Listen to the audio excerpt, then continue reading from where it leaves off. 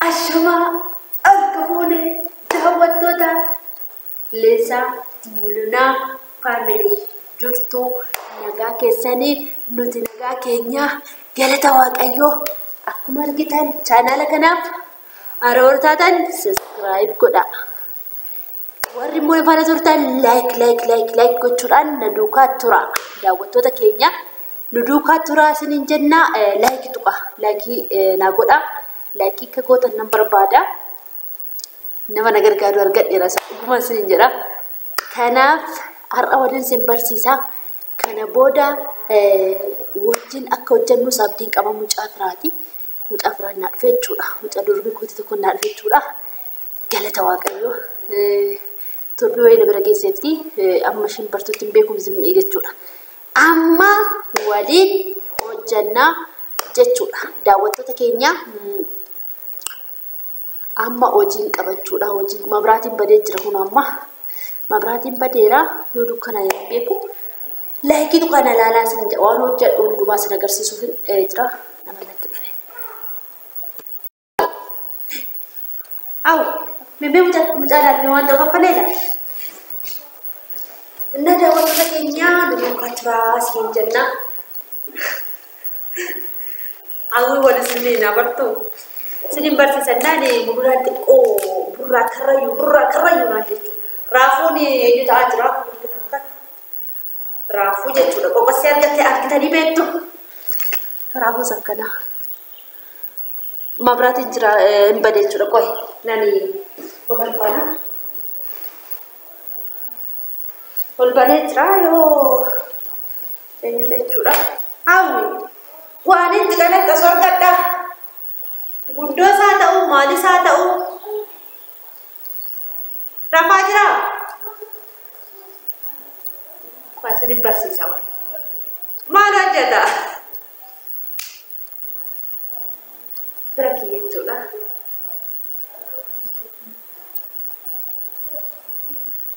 Maal hojjeta dhugaa waan itti kanatti as guddoo isaa ta'u bokkaa keessa bokkaan garuu caamee mana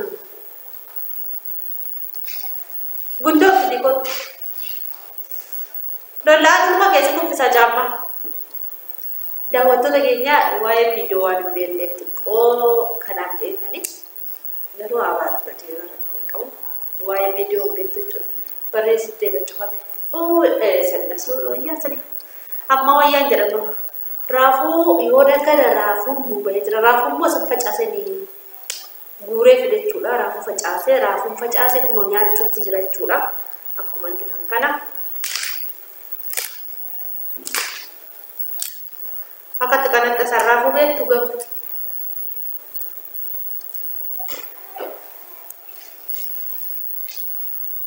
Mabraatiin bade maaltu hin jenna? Hin beeka. Hin bade. Raafuudhaaf munguma gubbaa. Sodaattaa viidiyoon. Burteen asitti ilaalti. Burteen as keessatti ilaalti. Burtee yaada koo butuskii moo butuskii naaf fidee. Nan qalladee. An viidiyoo akkasii waraabaa yeroo hunda. Video waan beekne sodaatu jechuudha. Suutuma suutaa jechuudha daawwattoota keenya. I love so much. Akkasii.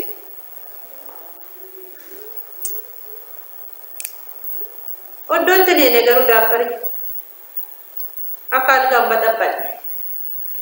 Innaa raafuu qanaxxasuuni akkasii daawwattoota keenya waan tokko isiniin jechuu barbaada. Gorsa xiqqoo tokko isiniif kaa'aa jechuudha. Gorsa xiqqoo tokko. Gorsa xiqqoo hin qabu. Gorsa xiqqoo isiniif kaa'aa jechuudha. Waan hin jedhu qaba. Raafuu kana qanaxxasaa waan isiniin jechuu barbaade tokko jira jechuudha. Wanti jechuu barbaadu jechuudha.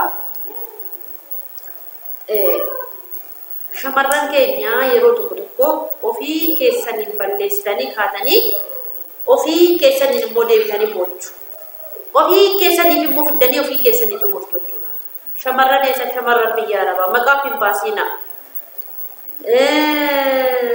waan hin taane godhina kun namiidhaa jedha dura laala taa'atti yaada waan gootanitti jechuudha waan gootanitti immoo hin gaabbina sini galee waan gaarii waan isin ta'u isin wallaaltan jechuudha waan isin miidhuu fi waan isin miidhe dursaatii beeka dursaatii kun namiidha moo kun namiidhuu jedhamti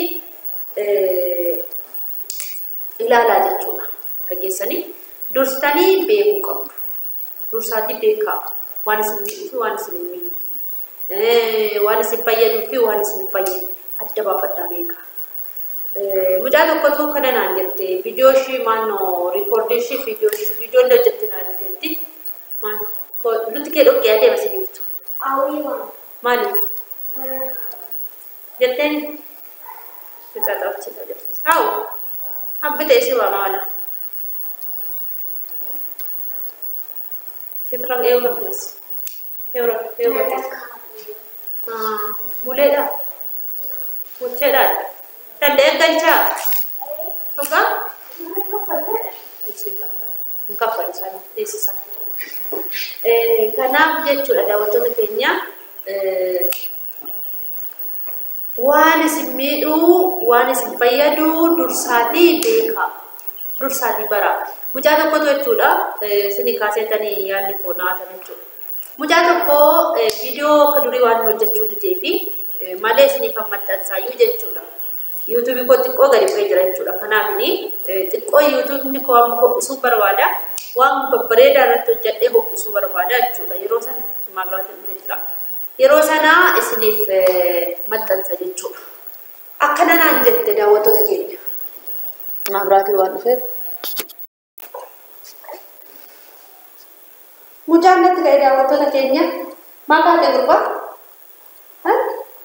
maaliif kaate mana pakai kan, edetnya kita, karena dia sudah dapat tuh kayaknya, muncul di kanan ini, ada kondak itu sudah,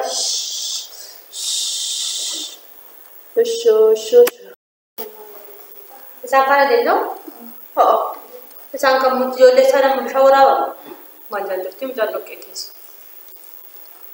Egaa daawwattoota keenya yaada kaasee kan tureyyuu yaadni koo ndaaqo baasni abaatu mucattiin jechuudha bakka yaada koo garuu yaadni isinii kaasee jechuudha mucaan karaa viidiyoo ishee jira riikoordii ishee jira hojjettee na argite daawwattuu kooti jechuudha daawwattuu yuutuubara kooti yeroo dhiyoo keessatti jette waan hin taane narratti ta'e jette maal jennaan obboleessa kootu jette laala fira keessaa waan nama miidhuu danda'a jechuudha akkuma jaalalaan qabanii dhiironni biyya keenyaa birrii sinirraa nyaatan sana firum keessaas immoo waan tokkoon miidhamuu dandeessu jechuudha warreen miidhamtan jiraachuu dandeessu obboleessa kootti birrii ergachaa ture jette obboleessa kootti birrii yeroo ergadhutti jette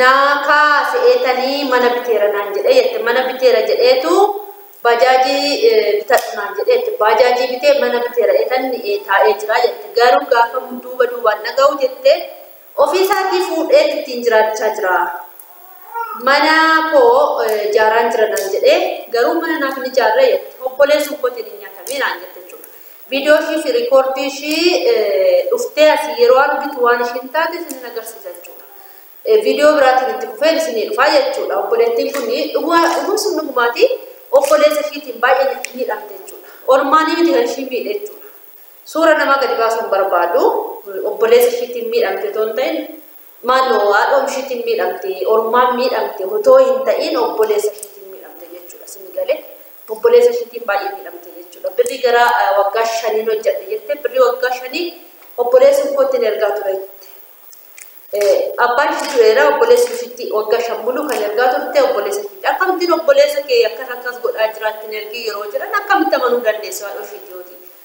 naa obboleessuma ta'ee kan akka ormaatti nama nyaatus jira jechuudha obboleessuma keessa yookiin firuma keessa daawwattoota keenya viidiyoo taanuun sirriitti irratti hojjedhee isinii dhufachuudha. Viidiyoo obboleessa keessanis yeroo birritti argitan sira'aanumaan gaggaafadhaanuma nama sirraa ta'an isinii kan waan hin taanetti birritti hin argina. Waan gochuu qabdan beekaa, waan hin goone tokko beekaa, yookiin immoo waan isin miidhu beekaa, waan isin hin miine adda baafadhaatiin beekaa isin namni kamiyyuu obboleessa ta'eefis miti jechuu kootiifanii. Obboleettiin kun obboleettiin sumshiitiin miidhamtee of najjeessa jettee gaafa finyoo fudhattee kaatoo yookiin makiinaa jala nu buusattee gaafa ispaaltii gubbaa baatu namni qabee deebisee jechuudha obboloota kiyya. Kana nagaatti turaa laayikii tuqaa